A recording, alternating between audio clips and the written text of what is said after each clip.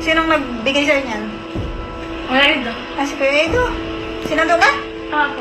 Wow! Sa tagal-tagal na panahon, itong magkuya, itong si Edo at si Rina, no? Marami pong natuwa sa kanila. So, bago natin magpatuloy ng ating paksa for today's video, kung bago ka pa lang sa aking channel, please subscribe, like, and pakit na rin po natin guys ang notification bell upang ma-update po tayo tuwing ako pinag-upload patungkol sa Team Kalingap. And please support po natin ang buong Team Kalingap, lalong-lalo na po kila Kalingap Rab at Kuya Bal na patuloy na nagbibigay saya at tulong po sa mga kabataan. So, marami pong natuwa guys dahil nga po sa latest update po ni Ate Roda, no? So, natuwa sila guys kasi matagal na panahon, lalong-lalo na po yung mga taga-supporters ni Kalingap Edo at Rina na nagmamahal po sa kanila dati. Alam naman po natin na sobrang ganda po ang kanilang pagiging kuya.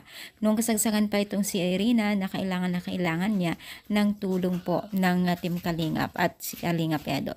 Yun nga lang guys, si Kalingap Edo ay umalis sa tabi ni Rina kasi syempre iniisip talaga ang Team Kalingap na baka magkaroon po ng totoong mararamdaman ni Rina. So para kay Rina din naman po yung ginawa ng Team Kalingap. Pero syempre hanggang pa rin po ang Kuya Edo niya. Bibihira lamang po man siya magpakita ay talagang minahal niya talaga itong si Rina bilang isang kapatid o kakabatang babae, no? Napaka hands-on pa rin at napaka-gentleman pa rin itong si Kalingap Edo kay Rina. Nakakatuwa lang, no? Kasi itong si Kalingap Edo kahit sa likod ng camera ay talagang minamahal pa rin niya itong si Rina bilang isang kapatid dahil alam naman po natin na talagang itong si Kalingap Edo kasi dyan din siya talaga nakilala bilang isang Edo, no, sa larangan ng social media. So, di mapagkakaila na isa rin si Rina sa susis tagumpay po ni Kalingap Edo. Alam natin yan at alam nyo yan mga mima, no?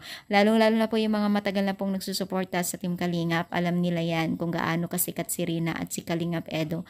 Noong kasagsagan pa na si Rina ay talagang kailangan na kailangan ng tulong ni Kalingap Edo at gabay. No, so, yun nga, maraming natuwa at isa tayo doon, nakaka-touch talaga yung pagiging isang kuya ni Edo kay Rina. Marami po talagang napapasalamat kay Edo, lalong-lalo na po sa taga-supporters po ni Rina at Kalingap Edo.